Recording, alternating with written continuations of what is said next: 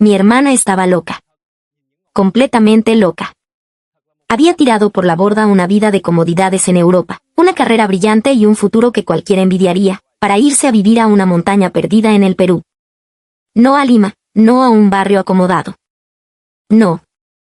Se había enamorado de un campesino y había decidido mudarse a su aldea, un punto anónimo en la inmensidad de los Andes. Cuando me lo dijo por videollamada, su rostro iluminado por la débil luz de un lugar sin buena conexión, vi una serenidad en ella que me heló la sangre. Era la calma de quien ha renunciado a todo, la paz de la derrota. ¿Te das cuenta de lo que estás haciendo, Elena?, le espeté, mi voz más dura de lo que pretendía. Vas a enterrarte en vida en el tercer mundo, en un lugar sin futuro, con un cholo. La palabra se me escapó, cargada de todo el veneno del prejuicio, de la ignorancia que me alimentaban las noticias de secuestros, pobreza y caos que llegaban a Ámsterdam. Elena no se inmutó. Su sonrisa, esa que antes era afilada y victoriosa en las salas de juntas, ahora era suave, casi compasiva. Tienes que venir a verlo, Mateo, dijo. Perú no es el país que crees que es. Yo no quería ver nada. Quería sacudirla a través de la pantalla, hacerla reaccionar. Pero mis padres, con el corazón roto, me lo pidieron. Ve, por favor. Quizás tú puedas convencerla. Rescátala. Y así, compré un pasaje de avión, no como un hermano que va de visita, sino como un soldado en una misión de extracción. Iba a Perú a salvar a mi hermana de la pobreza, a arrancarla de las garras de la ignorancia y devolverla a la civilización. No tenía idea de que el rescatado, al final, sería yo.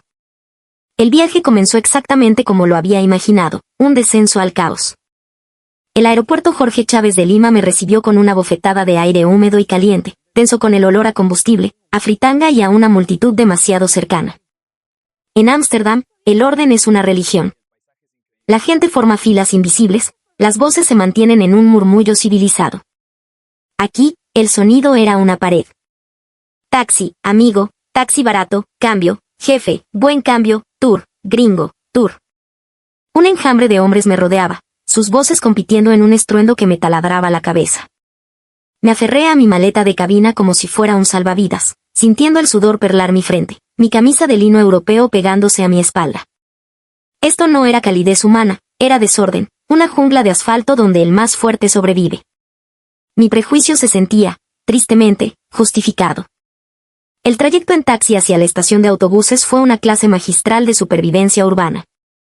El conductor, un hombre bigotudo que mascaba hojas de coca, manejaba con una mano en el volante y la otra en el claxon, que usaba no como una advertencia, sino como un idioma. Se metía por huecos imposibles, gritaba insultos amistosos a otros conductores y ponía una cumbia a un volumen que hacía vibrar los cristales. Miraba por la ventana y solo veía un mar de cemento gris, cables enredados como nidos de pájaros gigantes y un tráfico que se movía con la lógica de un terremoto. ¿A dónde vas, jefe?, preguntó el taxista, mirándome por el retrovisor. A Huaraz, respondí, seco. Él sonrió, mostrando un diente de oro. A la sierra. Qué bueno, causa. Allá el aire es limpio, no como esta cochinada. No le creí. Para mí, la sierra solo significaba más pobreza, pero más arriba. La estación de autobuses era un microcosmos del mismo caos, pero elevado a la 10ª potencia. Familias enteras con bultos gigantescos, vendedoras ambulantes ofreciendo desde papas rellenas hasta cargadores de celular, y un coro de anunciantes gritando destinos que sonaban a lugares de otro mundo, Caraz, Yungay, Chacas. El bus que me llevaría a Huaraz era una máquina imponente y colorida, con un nombre pintado en el costado, el solitario de los Andes. Adentro, el aire estaba cargado del olor a maíz y a humanidad. Me senté junto a la ventana, sintiéndome terriblemente fuera de lugar con mi ropa de marca y mi mochila de diseño. El viaje comenzó atravesando los arenales desérticos que rodean Lima.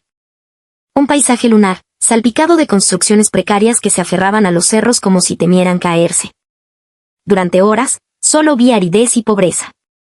Este es el país que mi hermana eligió, pensaba con amargura, sacando mi botella de agua mineral importada. Pero entonces, la carretera comenzó a ascender. Y el mundo cambió. El desierto dio paso a valles verdes y estrechos, y luego, la carretera se convirtió en una serpiente que trepaba por las faldas de montañas colosales. Eran más grandes, más salvajes y más imponentes que cualquier cosa que hubiera visto en los Alpes. Eran gigantes de roca y tierra que arañaban un cielo de un azul tan puro que dolía a los ojos. El bus se arrastraba por curvas cerradas al borde de precipicios que me quitaban el aliento, no por miedo, sino por una extraña mezcla de terror y asombro. Abajo, los ríos corrían como venas de plata. Arriba, los picos nevados de la Cordillera Blanca comenzaron a aparecer, fantasmas de hielo y luz que flotaban sobre el mundo. Huascarán, Guandó y nombres que había leído en un mapa pero que no significaban nada hasta ese momento. Ahora eran presencias divinas, silenciosas y eternas. El aire dentro del bus se enrareció, y sentí una ligera presión en la cabeza. La altura. La gente a mi alrededor, que antes me parecía ruidosa y caótica, ahora dormitaba en silencio, acostumbrada a este ascenso hacia los cielos. Una mujer a mi lado, de rostro curtido por el sol y envuelta en una manta de colores vibrantes, me ofreció un puñado de cancha, maíz tostado. Para el soroche, papito, dijo con una sonrisa desdentada. Dudé un instante, mi mente europea gritando vigiene, pero sus ojos eran tan genuinos que acepté. El maíz crujía en mi boca, salado y simple. Y por primera vez en mucho tiempo, sentí una conexión, un gesto humano que no pedía nada a cambio. Después de 8 horas de viaje, llegamos a Huaraz. La ciudad, bulliciosa y enclavada en un valle, no fue mi destino final. Elena me había indicado que debía tomar un colectivo hacia un pueblo más pequeño, y de allí, una camioneta. La última parte del viaje fue en la tolva de una vieja Toyota Hilux, sentado sobre sacos de papas junto a otros campesinos. El camino era de tierra, un traqueteo constante que me sacudía los huesos. El frío ya era intenso, un frío seco y cortante que los peruanos llaman el frío que pela. El sol se estaba poniendo, tiñendo los picos nevados de un naranja y un rosa irreales. Y entonces, en una curva, el conductor señaló un pequeño grupo de casas de adobe con techos de teja. Aquícito nomás, dijo. Vi a Elena esperando al borde del camino. Estaba envuelta en una ruana de lana gruesa, su cabello trenzado, su rostro sin una gota de maquillaje. A su lado, un hombre de estatura media, piel cobriza y manos grandes y callosas. Era José. Cuando la camioneta se detuvo, Elena corrió a abrazarme. Llegaste, susurró, y su abrazo era más fuerte, más sólido que el que recordaba. Me giré para mirar a José. Él no extendió la mano, en su lugar, hizo una leve inclinación de cabeza y sonrió. Era una sonrisa tímida pero increíblemente cálida, que le arrugaba los ojos, unos ojos oscuros y brillantes que parecían contener la paciencia de las montañas que los rodeaban. Bienvenido, dijo en un español lento y marcado. Mi casa es tu casa. No había rastro de servilismo ni de desafío. Solo una simple y llana bienvenida. Yo, Mateo, el europeo que venía a juzgar su mundo, me sentí de repente pequeño e indefenso bajo la inmensidad de ese cielo estrellado y la honesta mirada de aquel hombre. La misión de rescate había llegado a su destino, pero el rescatador empezaba a dudar de todo lo que creía saber. La casa de Elena y José no era una choza, como mi prejuiciosamente había imaginado, sino una sólida construcción de adobe que parecía haber brotado de la misma tierra. Las paredes gruesas y de color ocre aislaban del frío penetrante de la noche andina. Al entrar, me golpeó una ola de calor y un aroma que nunca había olido, una mezcla de leña de eucalipto quemándose, hierbas secas y el tenue olor a tierra húmeda. No había calefacción central ni radiadores. El corazón de la casa era un fogón de leña en la cocina, una estructura de barro ennegrecida por el humo donde varias ollas de arcilla burbujeaban suavemente. El suelo era de tierra apisonada, cubierto en la pequeña sala por coloridas mantas tejidas a mano. Desde las vigas de madera del techo colgaban ristras de ajos y manojos de hierbas. En un rincón, un grupo de cuyes correteaba y chillaba en un pequeño cercado, un detalle que mi estómago europeo encontró inquietante pero que parecía ser parte natural del hogar. Pasa, siéntate cerca al fuego, me dijo Elena, guiándome hacia una silla de madera rústica. José está preparando un caldito para que te recuperes del viaje y del frío. Me senté, extendiendo mis manos entumecidas hacia el fuego. Las llamas danzaban, proyectando sombras titilantes en las paredes de adobe. Observé a José moverse por la cocina. Se desplazaba con una economía de movimientos que hablaba de una vida de trabajo físico. Sus manos, que parecían toscas a primera vista, manejaban los utensilios con una delicadeza sorprendente. Cortaba verduras con un cuchillo grande, añadía hierbas a una olla y atizaba el fuego sin hacer ruido, como si fuera parte de una coreografía ancestral. No hablaba mucho, pero su presencia llenaba el espacio de una calma sólida. Elena se sentó a mi lado. ¿Y bien? ¿Qué te parece mi palacio?, preguntó con una sonrisa irónica. Yo no supe qué responder. Mi mente estaba en un cortocircuito. Una parte de mí registraba las ausencias: el lavavajillas, el microondas, la televisión de pantalla plana, la conexión a internet de alta velocidad. El baño, como descubriría más tarde, era una letrina limpia pero básica en el patio trasero. Sin embargo, otra parte de mí sentía algo que no había experimentado en mi moderno apartamento de Ámsterdam: una profunda sensación de refugio. El calor del fogón no solo calentaba el cuerpo, sino que parecía calmar el alma. Era un calor vivo, que respiraba. Es rústico, logré decir. Elena se rió. Esa es la palabra educada. Pero es nuestro, Mateo. Lo construimos juntos, con nuestras propias manos y la ayuda de los vecinos. La palabra vecinos me sonó extraña. En mi edificio, apenas conocía los nombres de las personas que vivían en mi mismo piso. José se acercó y me sirvió un tazón humeante. El vapor que se elevaba tenía un aroma intenso y delicioso. Era un caldo de gallina. Pero no se parecía a ninguna sopa de pollo que hubiera probado. El caldo era dorado y espeso, lleno de trozos de gallina de corral, fideos, un huevo pochado y unas papas amarillas que se deshacían en la boca. Prueba, dijo Elena. Metí la cuchara con cierta aprensión. El primer sorbo fue una revelación. El sabor era increíblemente profundo, complejo, como si contuviera la esencia de todos sus ingredientes. La gallina no era la carne insípida del supermercado, tenía una textura firme y un sabor intenso. Las papas eran cremosas, con un toque dulce. El caldo me recorrió el cuerpo, disipando el frío y el cansancio del viaje como por arte de magia. Esto es increíble, murmuré, casi para mí mismo. José, que me observaba atentamente, sonrió. Gallina de la chacra. Papitas de la cosecha. Todo de la Pachamama, dijo, golpeando suavemente el suelo con la mano. De la madre tierra. Comimos en un silencio cómodo, roto solo por el crepitar del fuego y el sonido de nuestras cucharas. Vi cómo Elena y José interactuaban. No necesitaban muchas palabras. Una mirada, un gesto, una sonrisa bastaban para comunicarse. Él le servía más caldo antes de que ella lo pidiera. Ella le limpiaba una mancha de la mejilla con el pulgar. Había una intimidad y una conexión entre ellos que era tan palpable como el calor del fogón. Después de la cena, mientras bebíamos una infusión de muña, me atreví a preguntar. «Pero, ¿cómo vives aquí, Elena?» «Sin bueno, sin nada». Mi hermana me miró, y su expresión se tornó seria, pero no a la defensiva. «Depende de lo que llames nada, Mateo. Es cierto, no tengo las cosas que tenía en Europa. Pero aquí tengo otras. Tengo tiempo. ¿Recuerdas en Ámsterdam? Mi agenda estaba llena de reuniones, cenas de trabajo, eventos sociales, siempre corriendo, siempre optimizando cada minuto. Aquí, el tiempo lo marca el sol, la lluvia, las estaciones. Hizo un gesto hacia la ventana, que solo mostraba una profunda oscuridad. Allá afuera están las estrellas. Millones de ellas. Nunca las veía en la ciudad. Aquí tengo una comunidad. Si se nos cae el techo, a la mañana siguiente todo el pueblo está aquí para ayudar. Sin pedir nada a cambio. Y tengo esto, dijo, tomando la mano de José. Tengo un amor que no se basa en lo que tenemos, sino en lo que somos y en lo que construimos juntos cada día. Me quedé sin palabras. Sus argumentos no eran lógicos en el sentido que yo entendía la lógica. No hablaban de crecimiento profesional, de seguridad financiera ni de estatus social. Hablaban de un tipo de riqueza que yo nunca había considerado.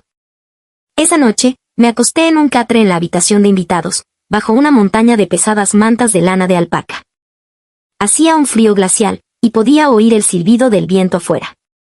Pero por primera vez en años, mi mente no estaba corriendo, no estaba planificando el día siguiente ni preocupándose por el futuro.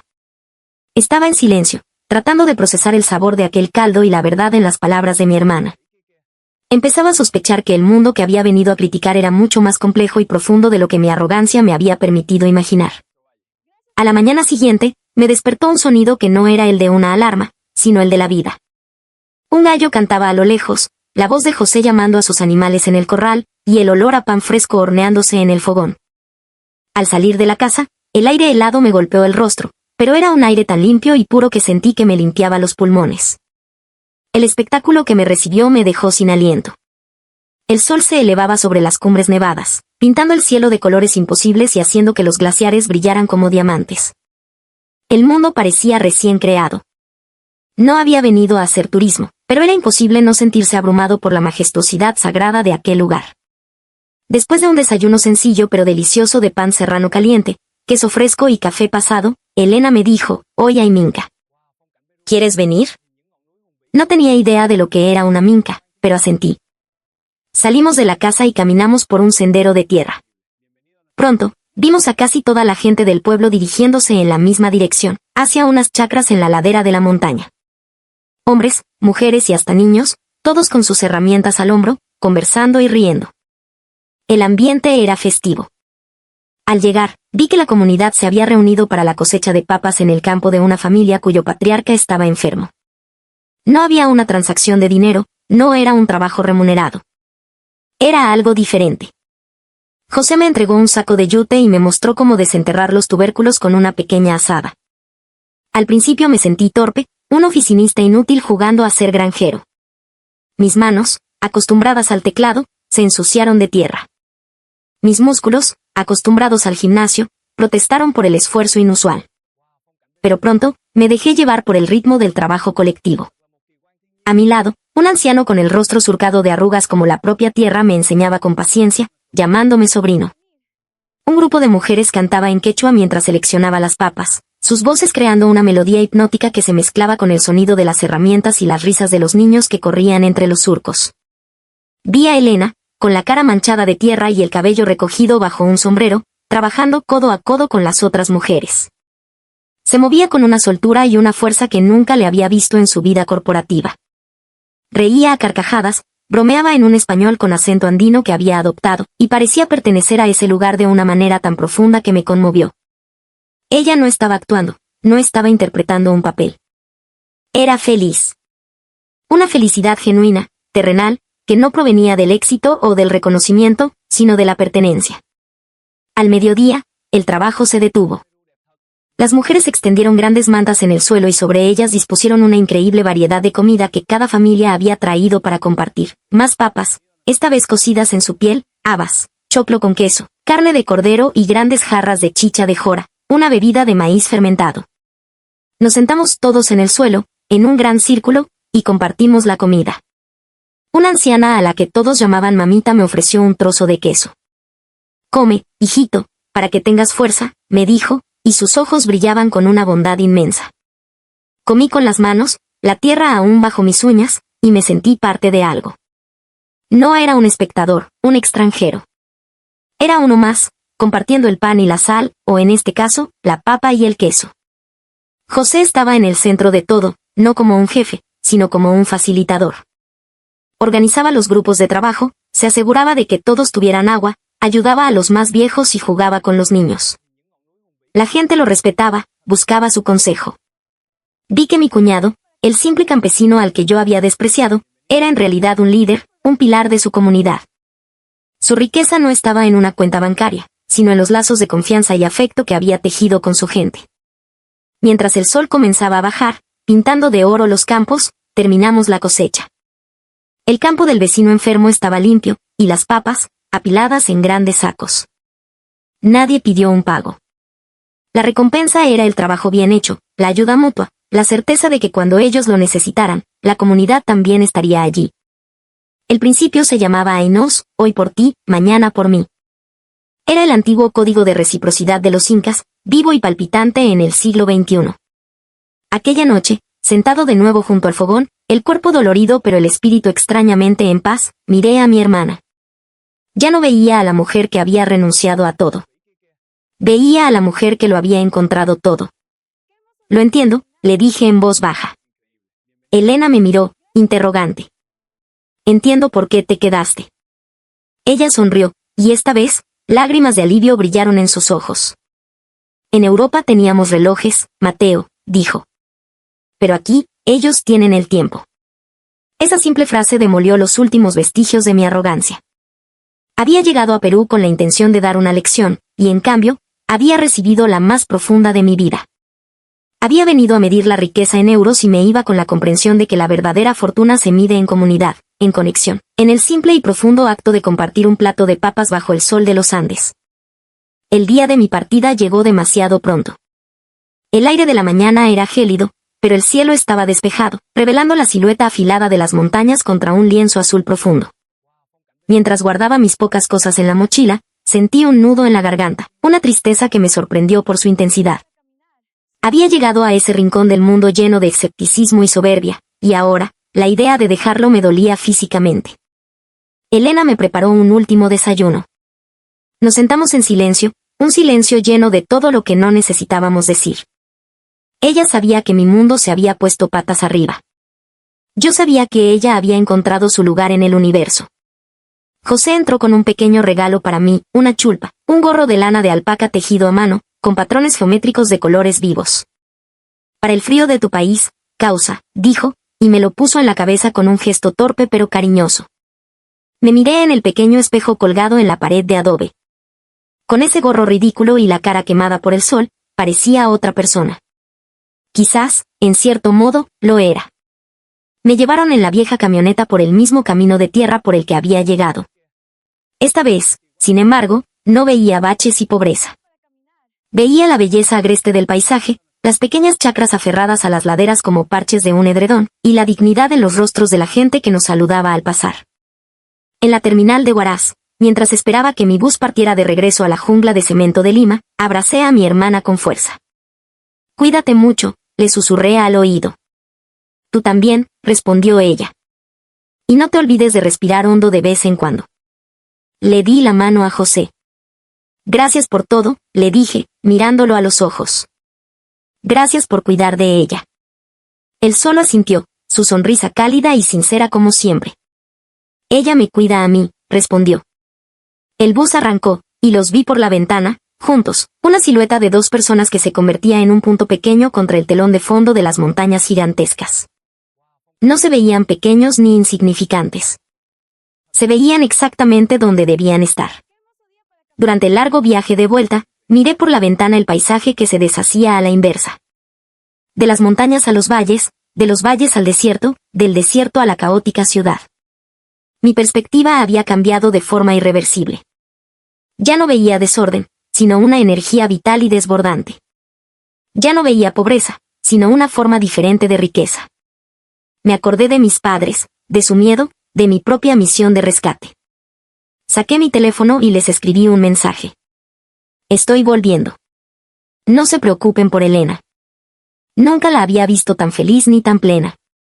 El lugar donde vive no es pobre, es rico en cosas que nosotros hemos olvidado. Ella no necesita que la rescaten.